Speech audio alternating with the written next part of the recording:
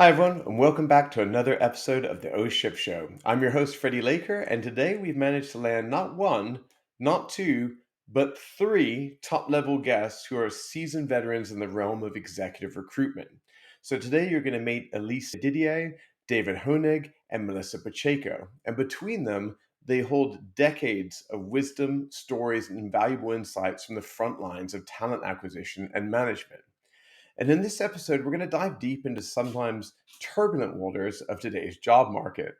Our focus, managing and hiring incredible teams in a challenging job market. From discussing the implications of happier workers and the great resignation to the future of marketing roles and the evolving skill sets of modern workers, we're going to cover it all. We're also going to be peering into the crystal ball to predict hiring recovery timelines, discussing the role of brand and inclusivity plans in employee retention, and examining the surge of internal job transitions and in-house marketing trends. Our guests are going to share their unique perspectives on these topics and more, offering their expert advice on navigating this complex landscape. So buckle up, listeners, because we're about to set sail on a voyage into the future of the job market with three of the most knowledgeable guys you could ever hope to ask for. Welcome to the O Ship Show. Let's get this conversation started.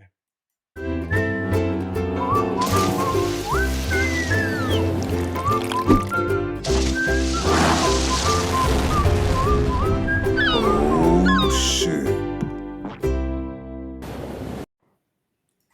Hey everyone, welcome to O Ship. How are you? Hi, good morning, everyone. Happy to be here. Thanks so much for Welcome. having me. I'm excited for this episode for sure. Thanks, Freddie, for having us. Our pleasure. So, we've got a full house. I'm going to do my best to wrangle everyone as a host today. It gets a little trickier with three guests. I think we're going to do great. I've got a lot of questions for you guys. This is obviously a subject that is very top of mind for a lot of people, whether they're hirers out there trying to build or manage their teams. And obviously, there's a lot of people out there who are thinking about what the future of what their jobs may look like or what it might mean to be hired or be promoted even in this market. I'm going to try and keep this fluid today.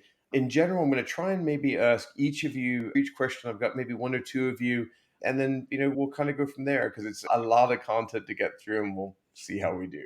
But just kind of thinking about where the market is in general. One of the things I think is really interesting about hiring right now is that there is a downturn in the market, but there's also significantly lower unemployment compared to previous slowdowns.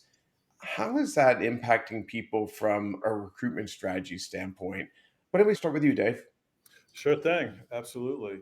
This is on the daily that we battle what's going on in the market. And with all of the market changes, you had the debt ceiling last week that seems to be on the top of everyone's mind. And this week, today, it seems to be resolving itself. So companies, I think, had their hands tied significantly on whether or not they were going to make investments in hiring and what those investments would look like. Hopefully, that will loosen up a little bit while everything resolves. But the end is that the landscape for this and candidates and people entering the marketplace on one side, as well as employers looking to hire, is vastly different than it was for the past 2 or 3 years. You had a lot of people in the Great Resignation who were like, I'm going to move now, and I'm going to make a lot of money doing the move. Yes, that happened for sure. And yes, that's over for sure. And what you see now is people that are in their companies, staying in their companies because of security reasons, not necessarily because they want to be there. And I think that companies have done an amazing job as far as building themselves as a brand to attract and retain people, but they still need to listen and keep the candidates involved with the companies so that the tenure is built. And that's what we're finding is that you've got to really separate the client firm in our case from the competition. That needs to be backed up through the interview process. And it needs to really go above and beyond having a culture with a foosball table down the hall into where can I really add value in a lot of the different things that are going to challenge me as a senior level marketer. And I think that that's really different than how it's been for the past couple of years. This year has been a significant focus on that. Yeah, it's funny, you talk about like if it was house buying, it's a buyer's market or a seller's market. I think, in employment, you've got a hirer's market or employee's market. And it's kind of an odd thing when you associate a downturn of going, well, a bunch of people lost their job. It's going to be a hirer's market because there's going to be so many people out there and available. And obviously, there's been significant layoffs specifically in the tech industry, but it doesn't feel like that rule applies. And I'm not in recruiting, but obviously, I've hired hundreds of people in my career. And yeah, it just feels really different. David, you're East Coast. Elise, you're West Coast. I don't know if that impacts anything, but I'd love to hear, Elise, if you've got any experience or point of view on this Mhm. question. If anything, I think it has been requiring from hiring managers and CEOs or marketers a lot more flexibility, a lot more creativity. I mean, it's really looking at your organization, assessing your needs, reorganizing, mapping out what is going to be your ideal team for the next 9 to 18 months. I think the strategies in terms of hiring has like shortened a little bit as well. I think it's much more about what do I need now in terms of talent and how can I access this great talent in order to maximize my organization, my resources, and minimize my budget. So I think it really comes down to this. And as a result, we've seen a lot of consolidations in the organizations and a lot of shifting in terms of like job descriptions. So in terms of job requisite and in terms of job definition, it's also much more complex from a hiring perspective. Mhm. I couldn't help but giggle to myself as I position you as West Coast, which we can tell by your definitive West Coast accent. Just for anyone that's confused, who might be listening right now going, what the, what? But I totally agree with your point of view, Elise. But when we were talking in the pre show, one of the phrases that I heard you guys use I thought was really interesting was the big stay. And so I think a lot of people have used the expression over the last couple of years around the great resignation. And, I've heard other people mention the big stay, but I think it's not as common. I'd love to hear, I guess we'd start with you, Mel. Tell me a little bit about, what the big stay is more clearly and how has that effectively changed the hiring landscape, and now you've got, I think, this like juxtaposition between the big stay and the great resignation. I love to hear how you're hearing companies are implementing tactics to basically keep people on the stay side and not on the resignation side, if you know what I mean. Yeah, for sure. I think one of the challenges has been with the great resignation that in a market, normally we may have like 50% of the market to kind of go after. I'd say, and I don't know these statistics, so don't hold me to this, but I'd say over the last 3 years, people have changed jobs, like 75% of the people have.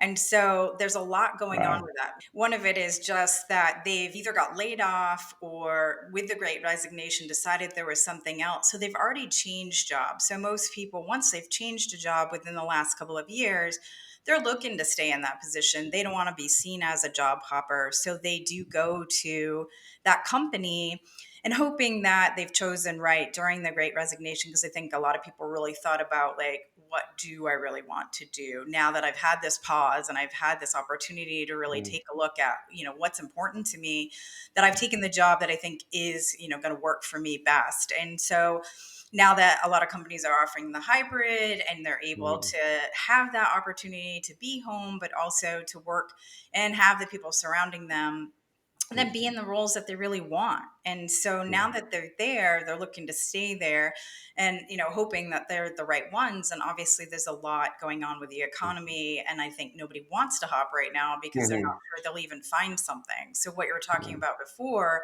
where there were a lot of opportunities, candidates were getting multiple offers, they were getting mm, 10 to 20 plus thousand over what they were even asking for. And now it's not that market. mm. Yeah, I have a quick follow-up question that I'd love to ask, get David's take on this. This is my bar, but I kind of like when I'm looking at resumes or people's LinkedIn backgrounds and looking at potential candidates, 2 years was kind of like, you want to see people kind of stick around someplace around 2 years. You get a little suspicious, especially of anyone that can't seem to make a year any place. But is the 2 year mark squeezed down at all, or do you think two's still kind of the magic number of looking at a job hopper? I think the hard part is that people still do look at that, but the challenge is that I have clients that come to me and say, "Oh, I don't want somebody who's moved within the last 2 or 3 years," and I have to explain to them like, you can want that all you want, but it's not the reality of what has actually happened. And so, I think to your point, Freddie, where if you did see a resume that said, 1 year, 1 year, 1 year, 1 year, yes, definitely cause for pause. Mm. But if somebody had a, 2, 3, 4, and then over the last few years has had Mhm. one or one there, I think that somebody's It's got to. less frowned upon if it's maybe just the last 36 months kind of thing. Yeah. Exactly. I think Okay. that, I think that's hiring fair. managers really have to be open to understanding that, as much as they want somebody with longevity, it's been a Mm. rough market. Yeah. Great. David, do you have a point of view on the original question I asked Mel? Yeah, absolutely. First of all, yes, Mel, you are 100% on target on the bullseye with that. And I think that companies need to understand the 1 year for your entire resume is a big difference than having bulks of time. Don't Mhm. stay in your job if you're miserable. There's no reason to. You want to show advancement. And when you're working in marketing in particular, which is such just a tremendously creative, wonderful field, you want to be advancing. So, what companies need to do, especially with the big stay and more, is to look at their internal career growth advancement plans for their existing employee base. And if those plans are not in place, they're going to lose them. And I think with a candidate that's entering the market or passively looking at the market that has a shorter tenure, that's fine because it's going to show that they're stretching out of their skin and they're just not wanting to do the same job over and over again for years. There's no reason to do it. You want to break out, and especially with all the advancements in technology for marketing, martech tools and more, you have to be constantly learning. So if your company is not providing you with those tools and incentives to do that, we need to have a talk. It's not just changing how people are dealing with these kind of retention, and kind of acquisition schemes for people. I also feel like people are having to rethink how they're building their businesses. As a CEO, not only do I do kind of interim leadership roles as CMO, but I've also been a CEO of quite a few businesses. And the other CEOs and founders and so on that I'm talking to out there, I feel like people are having to kind of rewire their brains for what their companies might look like over the next couple of years. And I'd love to kind of hear from you guys, especially specific to marketing, because it's a passion point of, I think, all of ours. How are CEOs rethinking maybe what their marketing leaders look like when the marketing team might be 20%, 30%, 50% smaller than it would have been 2 years ago? Elise, I'd love to hear your take. Mhm. This is definitely a stretch because you're basically asking your teams to deliver the best and even higher revenues. And the revenue goals are going higher and higher. And then your team is stretched really thin. And it really forces you as a leader to really rethink the way you want to shape your organization. I'm going to take a specific example of a growth marketer. A growth marketer, even 18 months ago, especially during the pandemic, when everything was kind of accelerating in the e-commerce space, was truly running a performance marketing team. Basically, it was paid search, paid social, Mhm. influencer marketing, all these functions which at the end of the day are really fueling your e-commerce growth. But the interesting shift is that really we've been kind of forced, and leaders have been forced to basically rethink the way they're building the teams. On the marketing side, instead of having a growth marketer and a brand marketer, in most cases, especially in direct to consumer organizations, CEOs are consolidating those two functions. So as a leader, as a director of marketing, as a VP of marketing, you're now in charge of both growth marketing and brand marketing at the same time. So you need to be equally good as driving growth, utilizing paid social, paid search, and all these growth tools. But you also need to think about your brand strategy, about your content marketing strategy. And really, it forces you to be much more holistic as a marketer and really think 360 Mhm.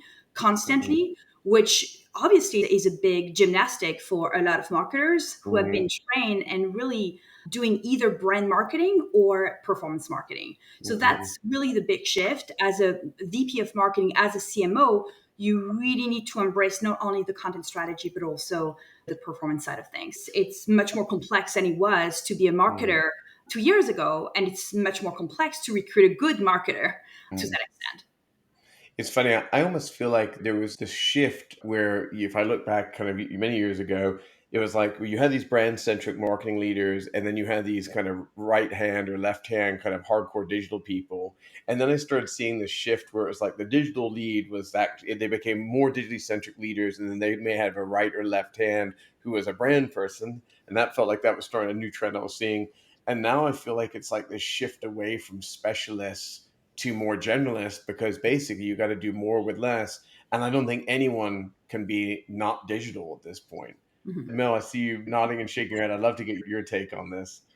Yeah, I mean, Elise and I have that challenge all the time with, that focus and having people to have these skill sets, whereas before it might have been an e-commerce manager, a digital marketing manager, an email marketing manager, and now we're getting these roles that want all three, and it's really hard to find somebody who has all three of those, is really strong at all three of those, and is at the budget that our clients are looking for. It's definitely been something that's been challenging in this market, to find that.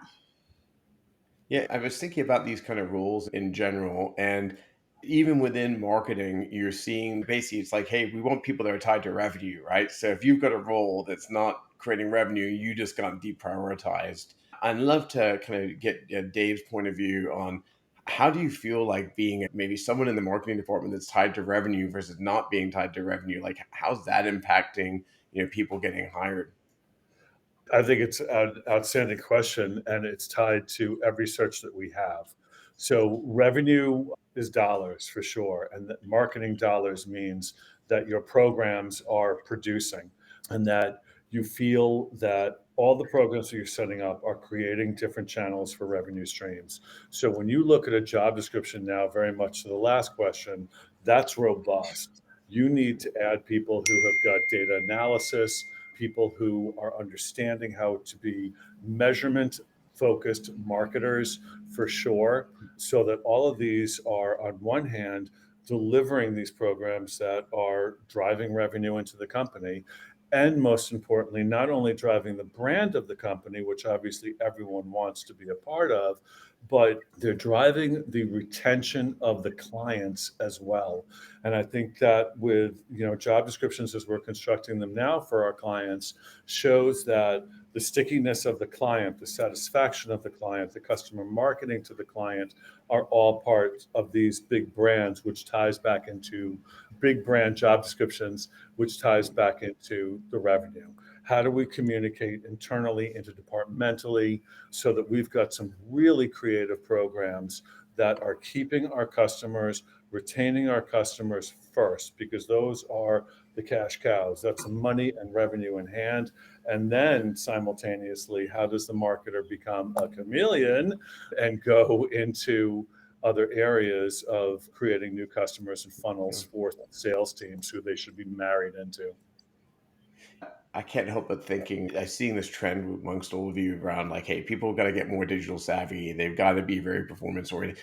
You could argue the inverse of like being very performance centric is obviously being very efficient.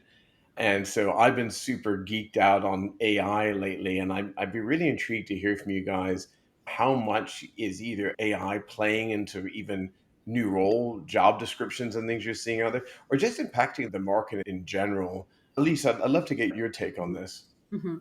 I think everyone is new to AI, so I think everyone is still trying to figure out things. But from a hiring perspective and talent acquisition perspective, what it really changes is that it saves an enormous amount of time, basically, in terms of like Mm, defining the roles, having some very specific support on writing the perfect job description, basically. I mean, you would type literally like the type of role you're looking for in OpenAI and get a list of basically mm, skills.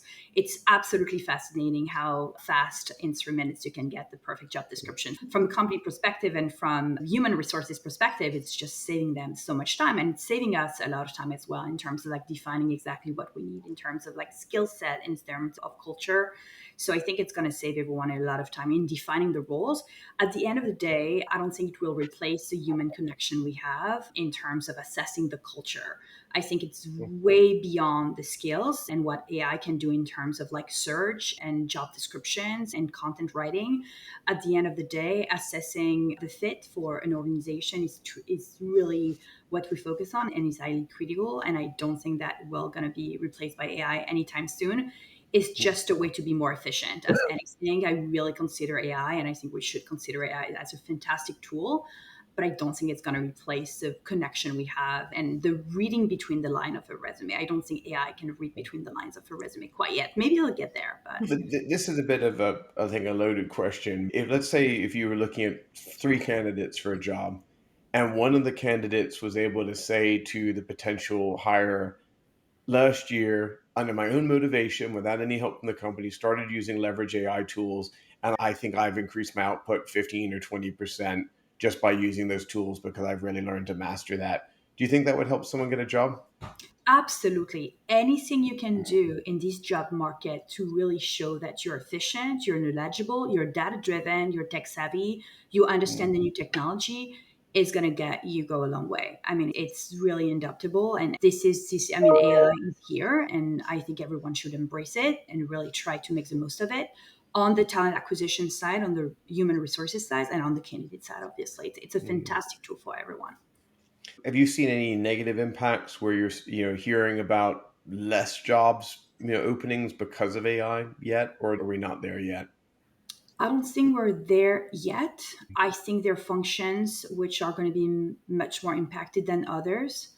I'm Mhm. thinking about the content marketing, for instance. Mhm. At the end of the day, writing content is going to be much more complex. There are a few things that AI won't replace, but from a content perspective, people are going to have to be much more creative. So it's going to Mhm. require a lot more agility from all the content marketers. I think, if anything, that's really the first role that we're seeing impacted.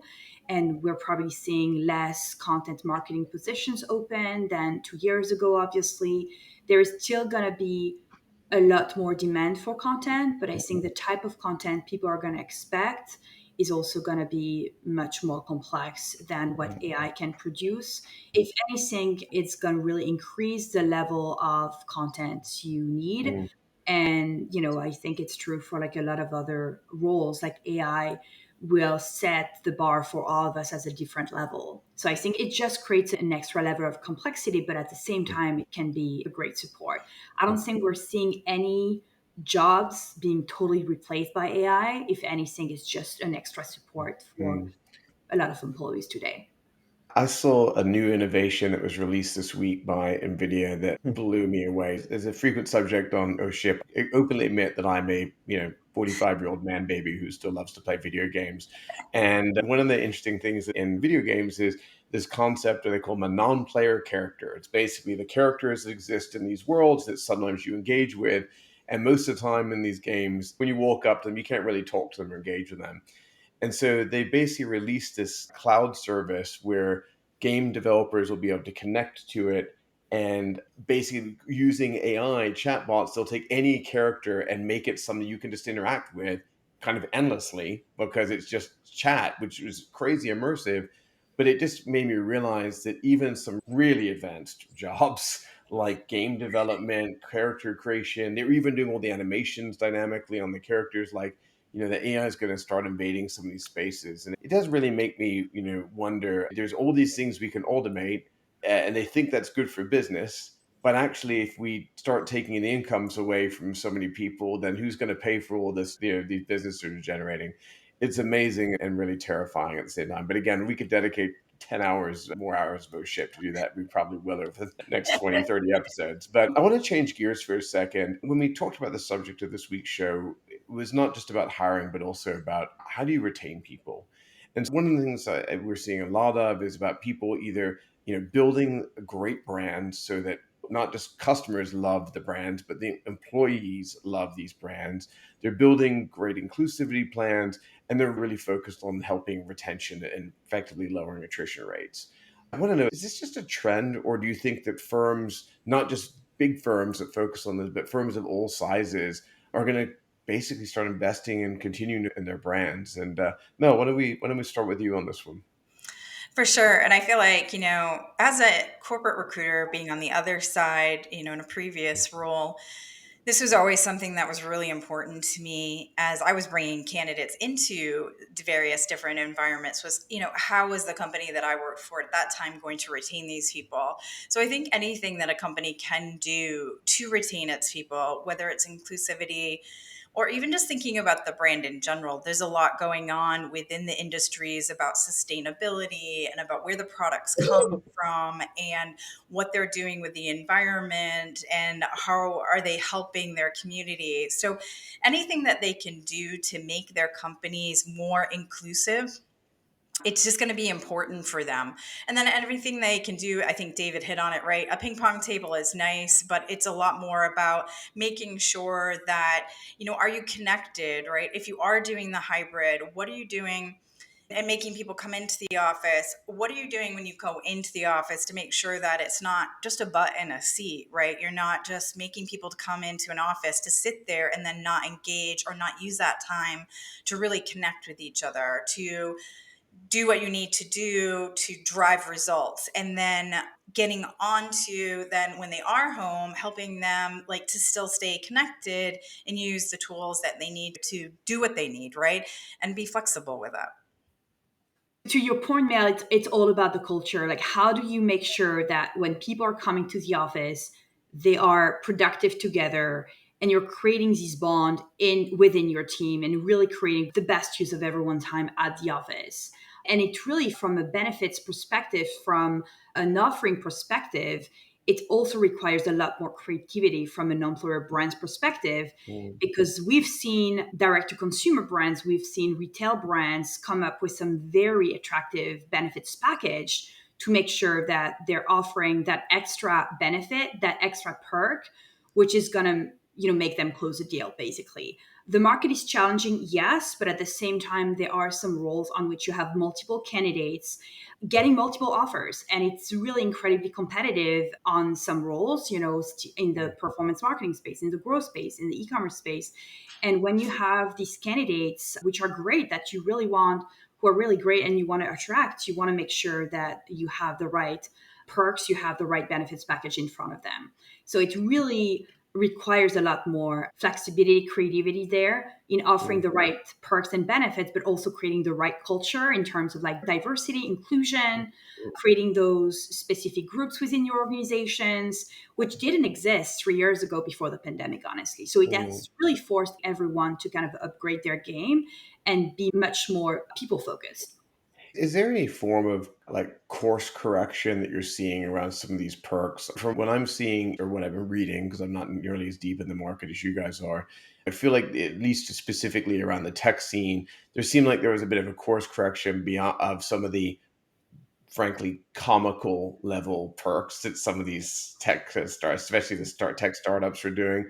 I think everyone realized it was just like that stuff like had to be tuned in. It sounds like you guys are saying that people need to get more creative around what the perks that matter are. You know, Hmm. what is the perk that matter now? Is it like cash talks at the end of the day, or those little things that are intangibles more valuable than the cash? Love to kind of ask you that as a follow up. I would say mental wellness perks, for instance, offering your employees a possibility to have access to a platform for mental wellness coaching is really something valued and important. We've seen some other perks, such as, some stipend to go to the gym, or some specific stipend for people to take care of themselves, basically making sure that when people are working remotely, they have access to some other type of activities and they're not just home working on their computer 24/7 basically. Mhm. So really creating that life outside of the office, but making sure your employees are really giving the best of themselves by being the best of themselves basically. And it has really forced the company to walk the talk, honestly. So yeah, wellness stipends or gym or anything which really helps them feel better basically to be most productive at what they do. I've got one more quick follow up on this, and I'll throw it to David. A lot of talk about going back into the office and so on. Is remote work impossible to put back in the box no matter how much some CEOs want it? Or what does the future hold on that front, in your opinion? I think that it depends on the company, and I Hmm. think that and it depends on the job as well. So it's possible to do remote work. Our entire team is a great representation of that Hmm. for sure. And I do think that all the true to today perks that we were just talking about are wonderful. We've got a firm here in Boston that has a hookah bar. It's great. It's cute. And if that's what's going to have stickiness, if that's what's going to work for the culture of the candidate that you're trying to have and trying to keep, that's wonderful. You've got them. Once those perks are done or continued and as part of the package, they need to be productive. And I think that what we're running into is we've got jobs to do. Those jobs have been refined for sure. And in the past, even couple of months with ChatGPT and AI and all these advancements, those jobs are even more refined. How does that look like for revenue, like we were talking about? But you've got a job to do. So we've got to deliver and we've got to find people for our clients that, are fits for their culture. That's 50% of it for sure. And that can also go in and say, I'm doing this job and I'm doing more and I'm going to Mhm. create more of it. And that's the type of candidate that I think we're all really attracted to now. There's a lot of people that are out there on the market that have been in the same position for a really long time or just did the bare minimum to get by. And while they might be screaming for a hookah bar, what is in actuality is that the companies are going to pay you and are going to respect you and are going to keep you and retain you with your ability to prove that you're productive and that you can have results with your marketing programs that you're going to develop and your current. That's a big answer. Yeah, it's a fair one. I have to quickly ask. I think you let it slip through, and I'm not going to let it pass. Either I have a massive hearing problem. Did you say that the perk was that they have a hookah bar? They do. That's amazing. Okay, cool. Just They double check. actually own it, and you can be in office using your hookah bar. You can be down the street, but you got to measure productivity. And I think that once you've gained that candidate in that seat, that employee now of yours, how often are they using the hookah bar, and what are they producing? You're going to have like an expert on hookah flavors, That is, which is fine. There's yeah, a place for everyone, but really, what do that's you do? remarkable. Hey, Dave, while I got you, you said something earlier in the show that kind of really caught my attention, and you were talking about the challenges basically that exist in the market right now, and you can't help but get this sense that like the market is so volatile, whether it's the debt ceiling or whatever crisis it feels like is happening on a weekly basis right now. Everyone feels like they're just trying to get a hold of this narrative when people are going, are we hiring? Are we not hiring? Is it doom and gloom this week? Is everything about to rebound? What's our strategy? And I think it feels very, very confusing. It certainly must feel confusing for the people trying to get hired. It's stressful and confusing for everyone within the organization. Are we adding people this week? Is it the status quo? And is there potential reductions in workforce? Not just creating for a challenging culture, but also probably makes it really hard to hire when the market is so stressed. So, do you have any advice on kind of what the smartest course of action to hire the best, most critical talent is right now?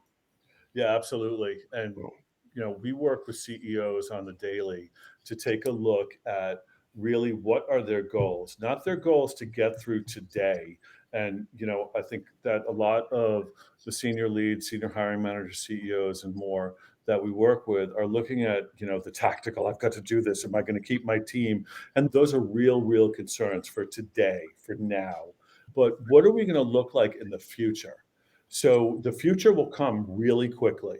And the future is going to mean you're going to, again, I mean, everything is tied back into revenue. How are we going to create the best possible revenue streams, the best possible products so that we can be ahead of the competition? And I think that, by consistently having an R&D area that is producing new products that are looking at the competitive landscape and really differentiating themselves on that realm, that's going to affect who we're hiring today. That's how we kind of are advising when we're doing executive searches for the person that they need now. That job description is for 6 months from now, from a year from now, so that that person stays on and then they can help build what that CEO's plans are and abide by them and also optimize them. CEOs are wonderful. They're very quirky people for sure. They're invested and passionate about their business. We want to find a candidate that sees the same, but also a candidate that will go outside of the box to say, you know what, challenge that CEO in a competitive landscape so that that company is positioned as, a top firm to acquire, a top firm in their field, and the people that are doing it and doing it right. And we've seen so many companies that don't abide by that and, hire Mm, into the wrong person into the wrong position. mm. I'd love to shift gears a little bit. One of the other hiring trends that I pay a lot of attention to is around in-housing. I think this is kind of a relevant tangent where we were at, David, in terms of thinking about what's my employee and what's my team mix look like. And I think in a market where people are going to be even more cost sensitive and trying to derive even more value from every single dollar they have, we may find that there's a potential acceleration around the in-housing trend. Let's start with you, Elise. I'd love to hear, what are you seeing in terms of people, building their own internal capabilities, and how's the market right now potentially shifting that? Mhm. Yeah, I mean, there's definitely a trend with, having less budget and maximizing the resource to really make sure you have the right balance of employees. So what we've been really saying is focusing on in-house team for really critical hires and critical positions, which are really driving your revenue. But for any support roles, actually in the marketing space or operations or influencer marketing, really externalizing those needs and really utilizing agencies and utilizing external resources to be as efficient as possible. I think a lot of companies are trying to find the healthy mix, but really tend to keep in-house all the roles which are really critical to delivering growth and revenue. If anything, they're really rethinking those teams and shifting roles responsibilities. But for any support roles, they're very much inclined to hiring consultants and really making sure that they have this manpower without having the burden of obviously investing the dollars on their in-house team. So it's really a balance. I mean, there is a lot to figure out for a lot of organizations on this perfect balance, but definitely keeping those revenue generating jobs in-house for sure. David, let me go back to you. I know you spend quite a bit of time thinking about in-housing as well. I'd love to get your take on it, and then I have a bit more of a point of view on it.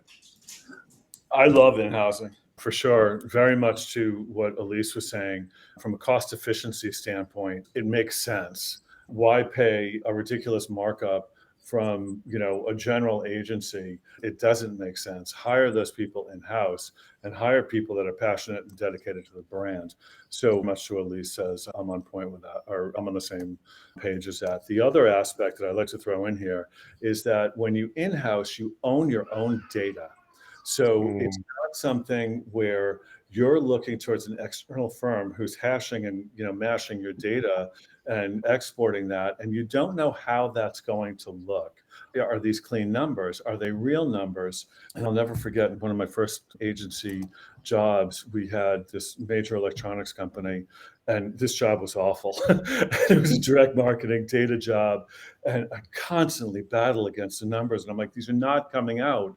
And my boss at the time, which is one of the reasons I left agency for recruiting, is like, their numbers are all wrong.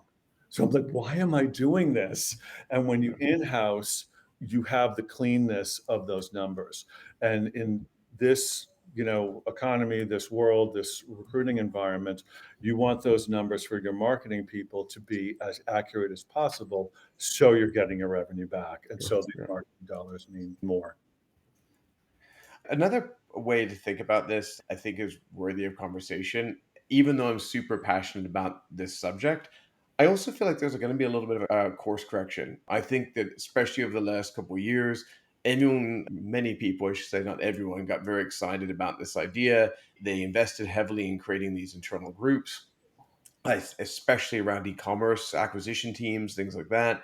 I think that with the rise of acquisition costs, some companies weren't efficiently being able to acquire customers the way they wanted to anymore. And whether it's the CFO or the investors behind it or the CEO, whatever, but people are questioning these investments and going, hey, did we overinvest here? And in my experience, the issue has been not so much the people that they hired, but I think that some people kind of said, we should build an internal agency. And they look at the org chart of an agency and go, well, that's great. All we have to do is we just hire a creative director, an art director, a designer, a copywriter, whatever, a growth marketer, X, Y, and Z, and whatever it is. And like, boom, we've got an internal agency. We did it, guys. Good pat on the back. Everyone's happy. But the reality is, the roles do not make an internal agency function. And so the course correction I think we're seeing now is people who did hire those roles. Some people were throwing their hands up, I think, in frustration, saying, hey, this didn't work. Let's abandon it. I think they're going to regret that, for the record. And then I'm seeing another batch of people saying, guys, we almost had it right. Let's get a consultant in who understands how all these pieces are supposed to play together. And to be clear, I don't mean necessarily the pieces inside the agency. Those people that were yanked out of agency world for in-housing, they actually know how to play with each other pretty well. The friction points that we're typically seeing is that everyone else in the organization didn't know how to interact with them now that they were internal and were kind of running them ragged and not getting the results that they were looking for out of them. So I think we're going to see a big course correction there that I think is quite interesting. I want to be conscious of time. Such a cool group today. I really, really enjoyed chatting with all of you. I'm going to put you on the spot for a moment. I want each of you to give me just a single succinct bit of advice. Succinct means under a minute. Succinct bit of advice that you would give anyone right now, whether they're an employer or an employee, to be successful in a challenging market. Mel, why don't we start with you? Sure. I think one of the things right now that CEOs or CMOs can really think about is taking a look at the talent that they do have and then understanding what's working, what's not working. And sometimes it's just not necessarily getting rid of somebody, but maybe putting somebody in a different role, moving them, upskilling them, up leveling them, training them, cross training them. And then at the end of the day, if you realize there's somebody on your team that is not a good fit, this is actually a really good time to up level the talent that you do have. So unfortunately, while that may not be, so great for somebody who's not, sometimes, it's the best thing that can happen to them if they're not succeeding or not excelling in the current situation, to unfortunately, let them go and replace them with somebody who is going to be better for you. So you may not have the budget to hire a new employee and add a new, person to your team, but maybe you can up level the team that you do have, whether that's just with skills, training, cross training, or unfortunately, if you do need to replace them with somebody who might be a better fit. I think that is great advice. Okay, Elise, you're up. What do you got? I think I really want to give a message to the candidates we're talking to every day. I mean, it is a tough market for a lot of people who have either been let go or looking for their next career move. It's really hard. And sometimes they just think that it's them. There is nothing wrong with them. It's the market. It's a shift in terms of organizations and skill set. That's everything we've been discussing this morning. The message is really upgrade your game when it comes to personal branding. Look at your resume, take a look at how you can rebuild it in a way that you're really creating this narrative throughout your resume and some storytelling so your moves are being justified. This short tenure, 6 months tenure, is also being justified. There is no question to ask. Everything is readable, clear, articulated in a way that will make you employable for your next company. And once you think that you have a good resume, then make sure that your LinkedIn profile is clearly correlated to that resume. Make sure it's consistent. Make sure your personal branding is on point with the message you want to deliver to that next employer, basically. I think this is really critical. That's the advice I give to all the candidates. We're always happy to support, obviously. There's nothing wrong about you. The market is shifting and you'll find this next gig, but you want to think about this personal branding. That would be my I think I love that 20%. advice.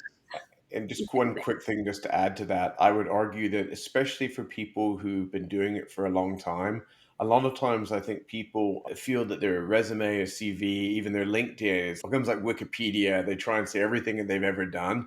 And I would argue a part of personal branding is tell the story you want to tell. You don't need to tell everyone everything you've ever done. Tell your audience, the hirer, the things that they need to know for the job that you want, and you don't need to tell them everything else. If it's not relevant to what they're trying to hire for, those are the boring episodes that people click through on the TV show. Focus on your hits. But great advice. Mr. Honig, what have you got, sir? You bet. I think Elise and Mel have covered that really well. And I third their sentiments for sure on the candidate side of things. And, they can be attributed to the client side of things as well. To own your brand, and your brand experience, build your reputation, make your company the center of the universe for candidates who are looking. Candidates are really smart. They're going to look at Glassdoor. They're going to look at employee as far as interview experience. They're going to look at tenure. They're going to look at leadership, and everything that we've discussed during this podcast is all mixed into one. How do you attract the best possible talent and keep them? So I think this has progressed so much. And, again, I think the companies are really smart now as far as what they've done to build their brand and what's making them different. And I think that that's only going to accelerate. The word gets out, negative press is press in itself, but in this economy, you don't want negative press around anything to do with onboarding, retention, and with where your company is going and headed. You want one consistent mission statement, one consistent message from a hiring manager and from the team once that person's interviewing as well. Make sure that your team is in place and they're saying the things that are true and how they feel, because if they're not, that's going to come back to your candidates and you're not going to be able to secure those people. One small, screw up in the interview steps is a trip, which means that candidate's going to disengage. So internally, make sure that your brand is the same as what you're portraying externally. That's good advice. I'm going to actually throw my own point of view in here as well. We all just went through this, crazy remote work pandemic, changed the way all of us worked over the last couple of years. And I think that it forced people to experiment with new ways of working. And I would argue that coming out of that, it gave us permission to experiment with new ways of working even more now. I think what you've heard from our guests today is maybe in a challenging market, if you want to get the best talent, there are core principles you probably shouldn't mess with. Have great perks, be sensitive to the right packages. Culture is important. Inclusion and diversity initiatives can be very important to some candidates. Building an environment and a brand for your company is really, really important. But I also think you've got some permission to continue to experiment with new ways of working. This could be hybrid models of your workforce. This could be the ways that you engage people, whether it's full-time hires, fractional team members, interim team members, to basically build out the team that you need to be successful. At the end of the day, people want to work at successful businesses. And I think if you can build a business that shows strength, confidence, and stability, that's going to make you a really important and desirable place to work. So, with that, I want to thank all of our audience for tuning in today. We love you for being part of OSHIP. We appreciate the comments. We appreciate the likes. We appreciate you just subscribing. So, thank you, thank you, thank you. And to Elise and Mel and David, thank you very much for being on the show today. You were great. This was a super interesting chat. I could have geeked out on this subject for easily another couple of hours because it's jobs. We all got to have them. We all care about them. It's something that impacts all of us, whether you're an employee or an employer. As a final thought, I'd love to kind of just make sure that people can find you. Elise, what's the best way for people to engage you if they'd like to chat with you again? LinkedIn is the way to go for me. I'm there pretty much 24/7. So yeah, they usually know how to find me. I Yeah, also write every day on LinkedIn. So awesome. always And happy to. Mel and David, is it LinkedIn for you guys as well? Yeah, the same. Who'd have thought a bunch of recruiters love Who being knew? on LinkedIn? Amazing. I couldn't have guessed that one. So, well, you can find all of us at chameleoncollective.com as well if you ever want to visit the site. So I've had the great pleasure of working with Elise, Mel, and David for quite a few years now. In fact, Mel was the OG chameleon #2. The best thing you can do to support the show is subscribe. Follow, whether you're following on LinkedIn, whether you're following us on YouTube, Twitter, Facebook, any of the audio channels that we subscribe on. Please, please, please subscribe, like, share, comment. It really, really helps the show. We did have a great breakthrough since last week's episode, crossed over 10,000 podcast subscribers, which is pretty exciting. The show is continuing to grow, and that's thanks to all of your guys' support. So thank you very much. We appreciate you, and I appreciate all of you guys for showing up today, and we'll see you next week on O Ship. Thanks, Freddie. Thanks for having Bye, us. everyone. Bye. Thank you.